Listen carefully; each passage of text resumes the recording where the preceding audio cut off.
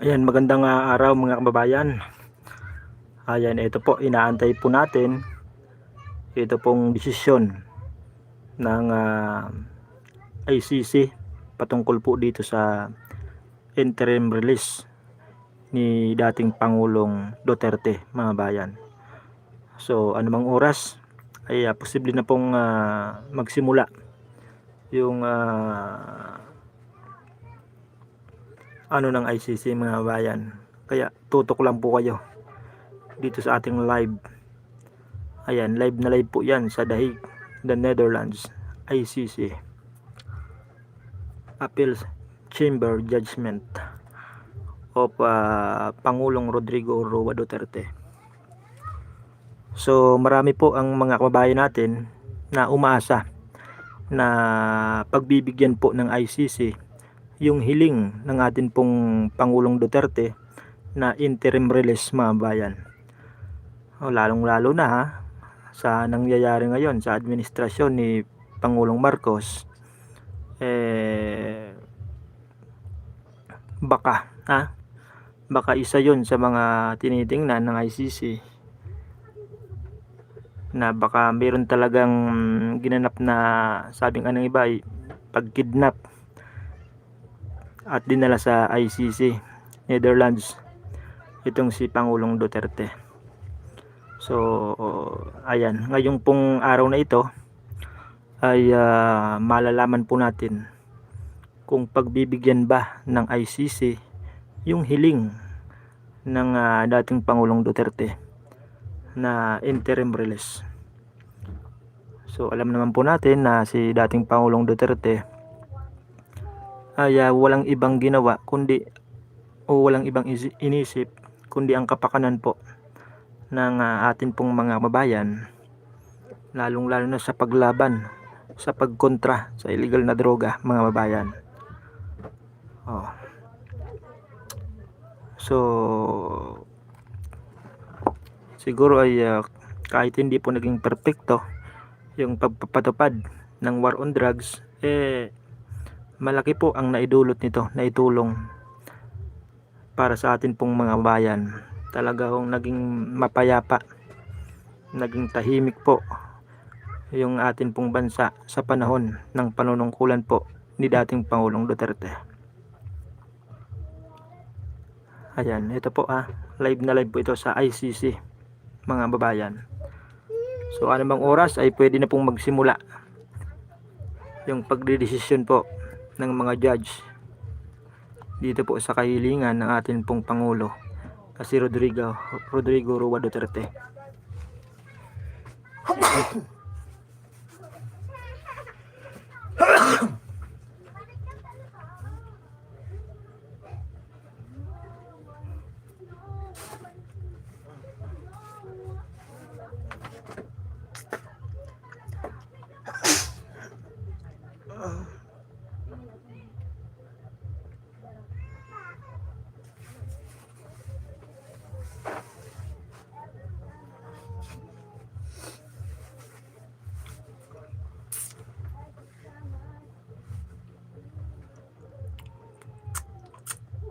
Tagal pa.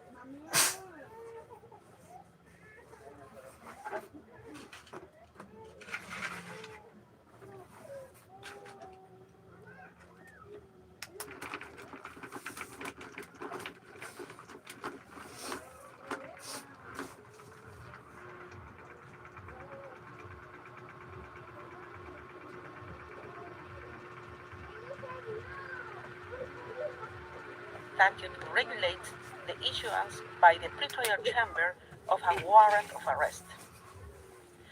Pursuant Article 58(1)b of the statute, a chamber assesses whether the arrest of a person appears necessary. 1. To prevent a person from not appearing at trial. 2.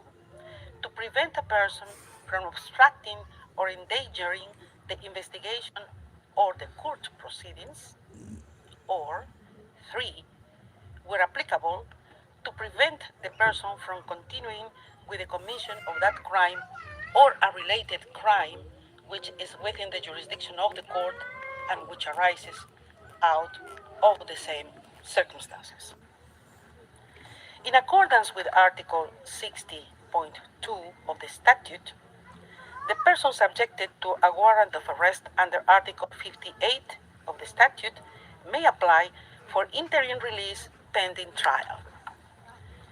The Prrd Chamber's ruling on such an application under Article 60.2 of the statute is provisional in nature, to the extent that it will be periodically reviewed at least every 120 days or at any time following a request by the detained person or the prosecutor, if satisfied that the circumstance so requires.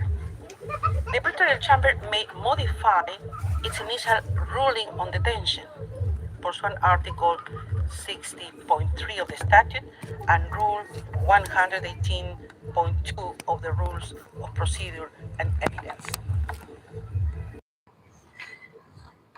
Regarding the first ground of appeal and the question of whether the Prrd Chamber erred in law by relying on hypothetical and non-specific risks to find that continued detention is warranted, the Appeals Chamber recalls that in determining whether the conditions pursuant Article 60.2 of the statute have been met, a chamber must find that detention appears necessary. In this context, the Appeals Chamber observes that a determination shall be made concerning the possibility and not that one of the events listed in Article 58(1)b of the statute will occur, and that it is the responsibility of the relevant chamber to weigh the evidence before it pursuant to the relevant standard.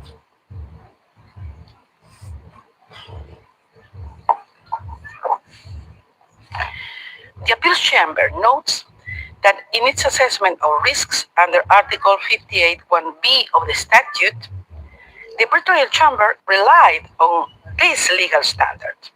Indeed, the Prrd Chamber correctly referred to the standard that the assessment under Article 58(1)b of the statute concerns the possibility, not the inevitability, of a future occurrence.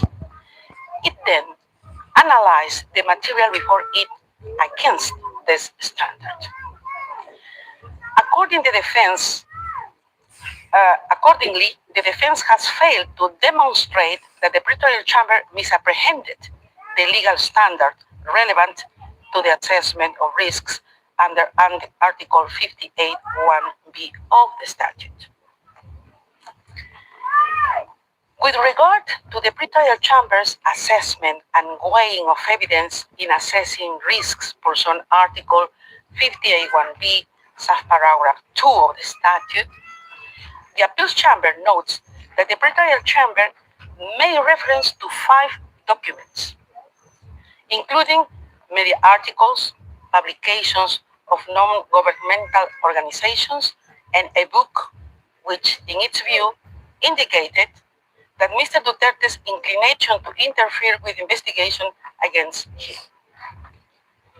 In relation to the first document, a media article, the Appeals Chamber finds that it was not unreasonable for the Prrd Chamber to rely on this document for its finding. Whilst this document does not mention Mr. Duterte himself as being directly involved in briefing individuals, it does not refer to statements of close, it does refer to statements of close associates individuals would have been told to remain loyal. In any event, the appeals chamber observes that Mr. Duterte's alleged involvement in briefing individuals is but one of the factors that the pretrial chamber took into account to support its conclusions on Mr. Duterte's inclination to interfere with investigations against him. In relation to the other four documents, a book, two publications of non-governmental organizations, and a press article, the appeals chamber holds that there does not exist in the applicable law of the court any impediment to use of newspapers, articles, or other public or open sources for the purposes of assessing the requirement under Article 58(1) of the statute. Nor is there any requirement that such material be corroborated. Noting this, the appeals chamber considers that it is possible to discern how the pretrial chamber Mr. Duterte's alleged involvement in the threatening and taking of retaliatory actions against individuals opposed to him. In any event, the appeals chamber observes that this is only one of the factors that the pretrial chamber took into account to support its conclusion on Mr. Duterte's inclination to interfere with investigations against him, and more generally on the risk of Mr. Duterte obstructing or endangering the investigations or the court proceedings.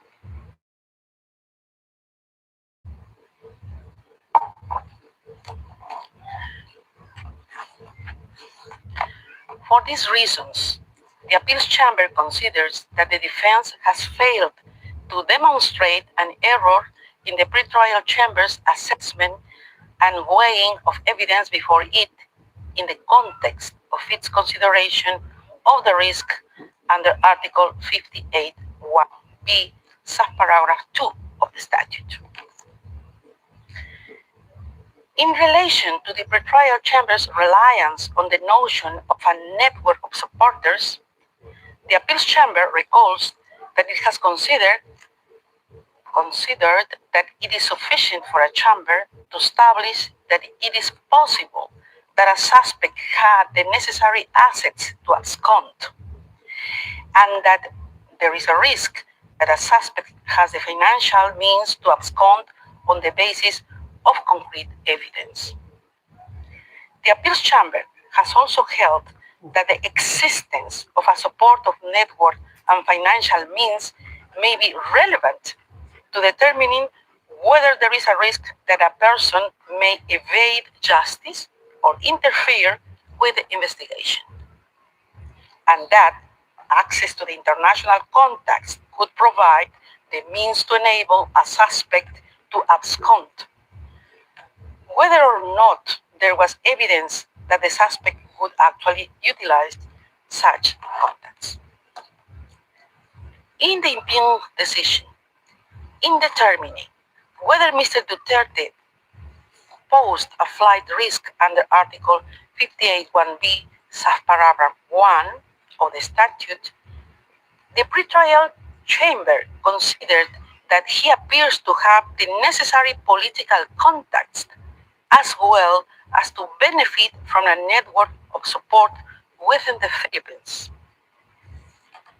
The appeals chamber considers that contrary to the defense's argument, the pretrial chamber specifically outlined why it found that there existed a network of supporters in relation to Mr. Duterte, and for which reason this supported its conclusion that the risk under Article 58(1)(b), subparagraph 1 of the statute was established.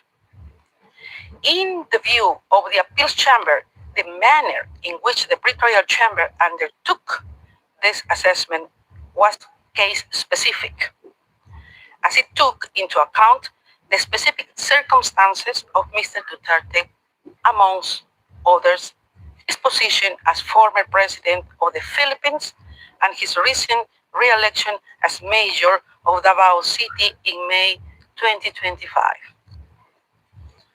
It follows that the defense has failed to demonstrate that the Prrd chamber committed an error in assessing and considering Mr. Duterte's network of supporters for the purpose of its examination of the risk under Article 58(1)(b), subparagraph 1 of the statute. Further, under the first ground of appeal, the defense argues that the Prrd chamber's alleged reliance on irrelevant considerations led to errors of law and fact. Regarding the arguments on the assessment of evidence, and in particular the defense's contention that a number of factors relied on by the Prrd chamber were irrelevant, the appeals chamber notes that when assessing the risk under Article 58(1)(b), subparagraph 1 of the statute, the Prrd chamber relied on several factors in support of its finding that such risks existed. It relied on a statement by Mr. Duterte, statements by others, Mr. Duterte's position as the former president of the Philippines and his recent re-election as mayor of Davao City, as well as the matter of the gravity of the alleged crimes and concomitant sentence in case of conviction.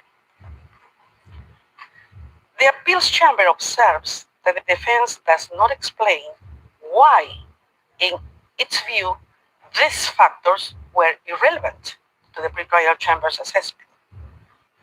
Without more, the defense has failed to substantiate that the Prrd chamber's reasoning and assessment were unreasonable.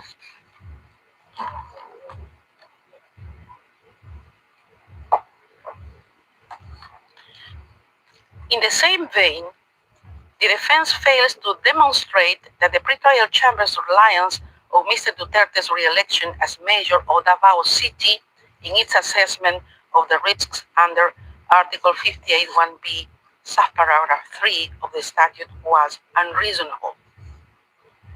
Moreover, with regard to the defense's contention that the Prrd chamber selectively cited facts and ignored others in the same items of evidence, the appeals chamber considers that the defense has failed to demonstrate how the fact that the Prrd chamber accorded weight to the statement from Mr. Duterte that it cited should result in the Prrd chamber's ignoring or attaching no weight other statements. Regarding gravity and concomitant sentences in case of conviction, it is recalled that the appeals chamber has consistently held that these factors are relevant considerations in assessing the risk under Article 58(1)(b), subparagraph 1 of the statute, as these are factors that may increase an incentive of a person to abscond. In the present instance, the gravity of the alleged crimes and the possibility of a lengthy sentence was but one of the factors the Prrd chamber took into account in its assessment of risks under Article 58(1)(b), subparagraph 1 and 2 of the statute. And it looked at the specific allegations against Mr. Duterte. It follows that the defense has failed to demonstrate an error. Regarding the question of whether the Prrd chamber erred in fact by failing to give appropriate weight to relevant facts, specifically Mr. Duterte's health condition and its mitigating effect on the risk factors set out in Article 58(1)(b) of the statute, as argued by the defense, The appeals chamber recalls that there is no provision in the court's legal text that specifically provides for the interim or conditional release of a detained person on health grounds. Nevertheless, the appeals chamber has indicated that the medical condition of a detained person may have an effect on the risks under Article 58(1)(b) of the statute and may be a reason for a trial chamber to grant interim release with conditions. The appeals chamber considers that such a determination is necessarily case specific. Contrary to the defense's assertion, nowhere did the pretrial chamber suggest that it was precluded from assessing the information about Mr. Duterte's health within the context of its assessment under Article 60.2 of the statute. Rather, it noted the reports placed before it and considered that they were unable to affect its finding on risks under Article 58(1)(b) of the statute. The defense has failed to show that the pretrial chamber's approach was unreasonable. For these reasons, having rejected the defense's argument under this ground of appeal, the first ground of appeal is rejected.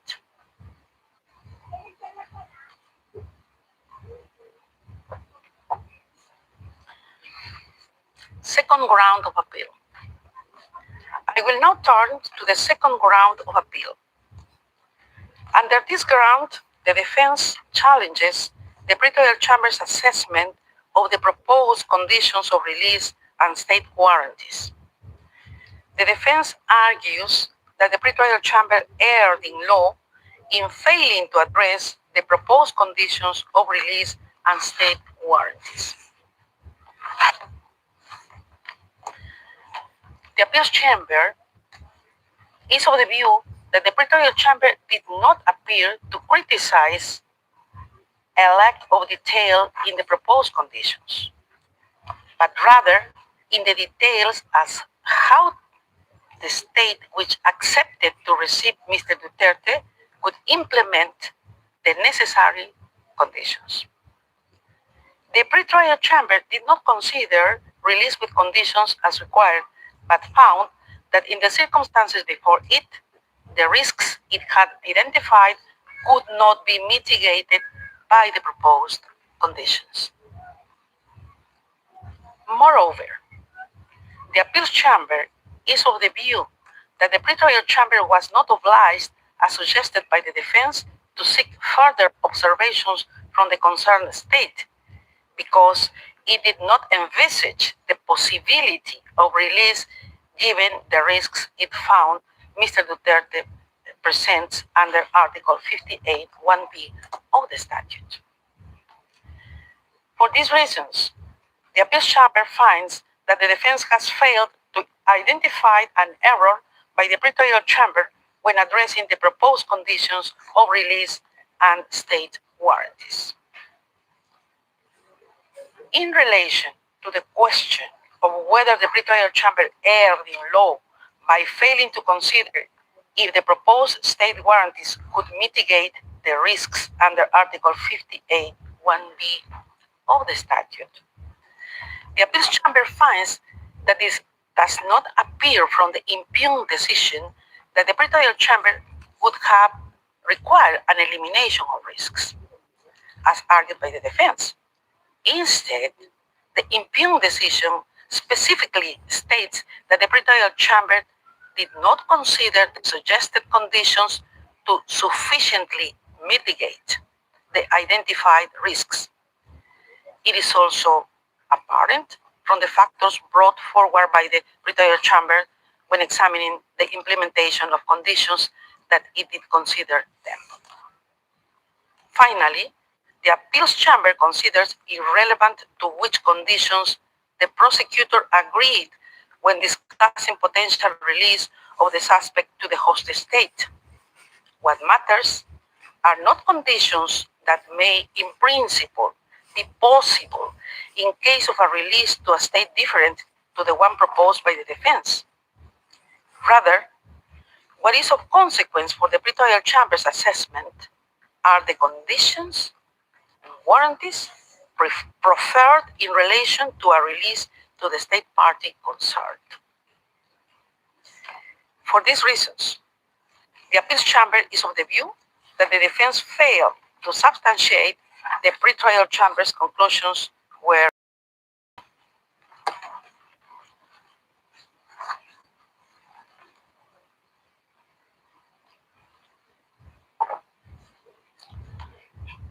regarding the defense's contention that the pretrial chamber erred in fact and law by taking into account relevant considerations in respect to the state warranties, the appeals chamber considers that the pretrial chamber's finding mainly related to the implementation and enforcement of the proposed conditions.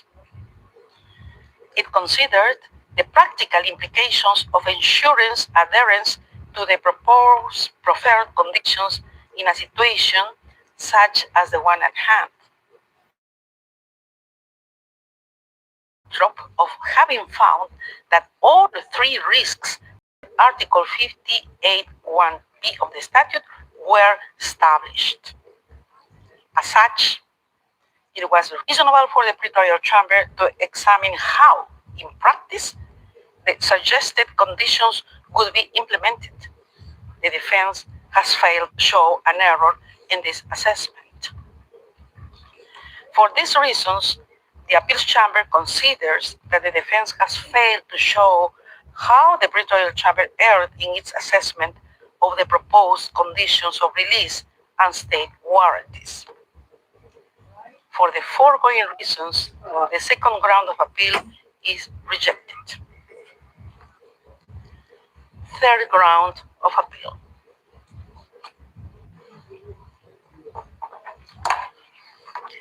Regarding the third ground of appeal, within which the defense argues that the pretrial chamber erred in not considering as independent consideration or mitigating factor in assessing interim release, the appeals chamber considers that the pretrial chamber did not refuse to address the question of interim release on humanitarian grounds. Rather, it gave the reasons for which, in its view, the humanitarian grounds advanced by the defense were not sufficiently set out in the case at hand. Further, the appeals chamber recalls that the medical condition of a detained person may be a reason for a chamber to grant interim release with conditions, and that the chamber enjoys discretion when deciding on conditional release. The appeals chamber considers that it is not apparent from the pretrial chamber's assessment that it was unreasonable. The pretrial chamber found the existence of risks under Article 58(1)b of the statute, which were not mitigated by Mr. Duterte's purported condition, and also could not be mitigated by any condition imposed upon release. The pretrial chamber then proceeded to analyze whether humanitarian grounds, as argued by the defense, could justify release on conditions. The appeals chamber thus considers that the pretrial chamber assessed relevant information before it in light of the arguments made by the defense and reached its conclusion on this basis. It follows that the defense has failed to demonstrate that the pretrial chamber's assessment was unreasonable. Accordingly, the appeals chamber finds that the defense has failed to show that the pretrial chamber erred in its assessment. For these reasons, the third ground of appeal is rejected. Finally, the appeals chamber notes that the pre-trial chamber reached its conclusions in relation to the risks enumerated in Article 58(1)b of the statute on the basis of a comprehensive assessment of the information before it. In the present case, having rejected the three grounds of appeal presented by the defense in the appeal brief, the appeals chambers unanimously confirms the appeal decision. This brings us to the end of the summary of the appeals chamber's judgment. The judgment will be notified to the parties and participants after the hearing. Translations of the summary will also be available in due course. I would like to thank the court reporters, interpreters, and other registry staff for their valuable assistance today in holding this hearing. The hearing is adjourned. All rise. Uyegula.